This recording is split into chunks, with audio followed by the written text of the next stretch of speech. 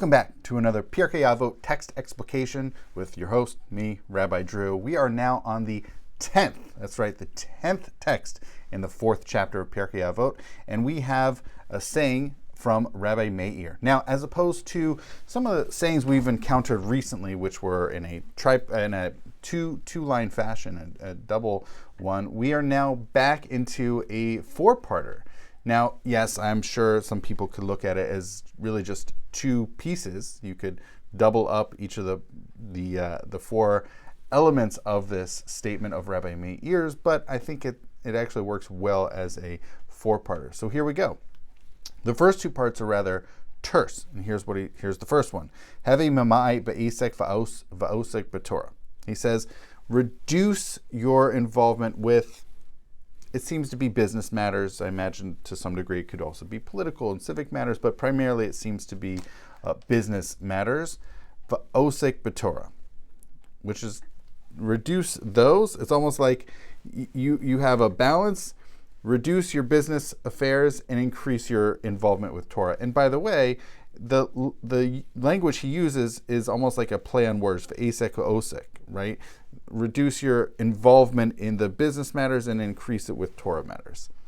The second one is, and by the way, clearly this one of the overarching themes we have experienced throughout Pirkei Avot has been promoting the value of both Torah study and Torah observance, fulfillment, and so forth.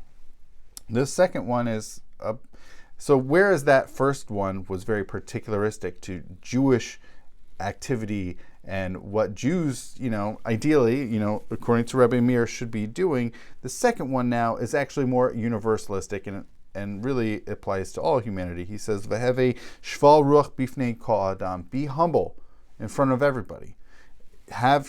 Whenever you encounter any person, anybody, be humble of spirit. Be sort of reduce yourself. It's interesting in thinking about how this is in relationship to the first one, right? Because it's almost as if there's a balance to be maintained in the first one of how much involvement one has with Torah versus business interests. If you were to think about it like a pie, right? If you have more involvement with business and work and labor, you have less opportunity to study Torah, and vice versa. Here, he doesn't explicitly articulate this, but it's lurking in the background. He says, "Be humble before everybody." The alternative, which he doesn't articulate, is be arrogant of spirit. We've experienced a similar language of gas ruach before, of sort of inflated of spirit, and there almost seems to be when interpersonal interactions occur, you could puff yourself up more and sort of allow less room in the interaction for the other person. Here he almost seems to say also there's a balance and reduce one's, not necessarily spirit, but sort of don't have a inflated or arrogant sense of self. Be more humble in those interpersonal interactions. So that's the second one. All right. So those first two are fairly similar, and now we have two separate statements. If you want to think about it, I really like to think about when these early rabbis are speaking in these four-part statements, they often work in a 2x2 matrix. So here what we have is these first two are fairly similar, fairly parallel, and now we're going to get to a separate set of two which are parallel with each other, and these are a little bit lengthier than those first two aspects of this statement of Rabbi Meir's. He says, "V'im batalta min haTorah." If you have neglected the Torah, if you have not been studying the Torah, yesh lecha b'telim harbe kenegdech. You shall have many who bring you to neglect it. There will be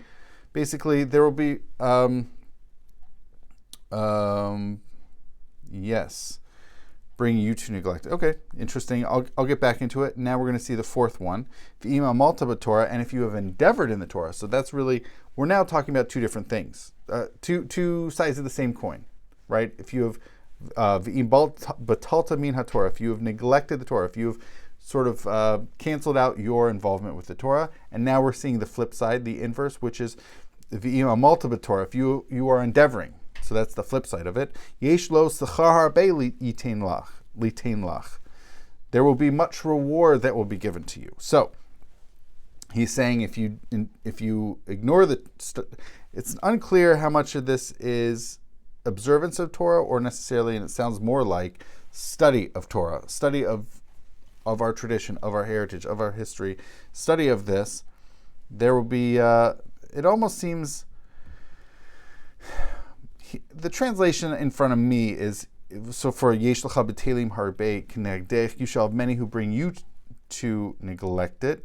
But I also wonder if there will be many who are not really involved with you as a person, because you are not observing or studying the Torah, that just as you're neglecting the Torah, many people will neglect you. I wonder if that is what he's going for in the second part of that third aspect of his statement. As far as the fourth part, which is, if you are endeavoring greatly in the Torah, if you're studying a lot of Torah, there will be a lot of reward. And this is an interesting thing that keeps popping up throughout, of involvement with Torah and some sort of reward, right? If we want to think about it as far as ROI or return on investment, what are we getting out of studying the Torah? And it's fascinating because there is no, and if we want to think about going back, and this is one of the really neat things about this saying of Rabbi Meir's, is that this final aspect, this fourth piece of this statement, actually connects back all the way back to the first part of it. So he ties in the end part with the beginning part, which is reducing one's involvement with business and increasing in Torah. Here he's saying, look, it seems to be many people it's easy for them to see the rewards of their work, right? You're selling more, you're working more, you get more reward. It's very obvious financially, or at least on some sort of material level. Torah, however, it's very abstract. It's hard to recognize, or I shouldn't say necessarily hard. It's not as obvious, the rewards of studying Torah, and it seems to be this is his advocacy for studying Torah, is that there is what to receive out of it. There is reward, even if it's not as easily recognizable or as necessarily as tangible, but yet Rabbi Meir here is arguing that there's not only reward, but a lot of reward that can be given. So we are back now into a four-part statement after getting many two-part statements in this chapter recently, and this is some advice of Rabbi Meir, really promoting the study of Torah and also thinking about things in balance and reward. That's what I have for now, and thank you so much for watching.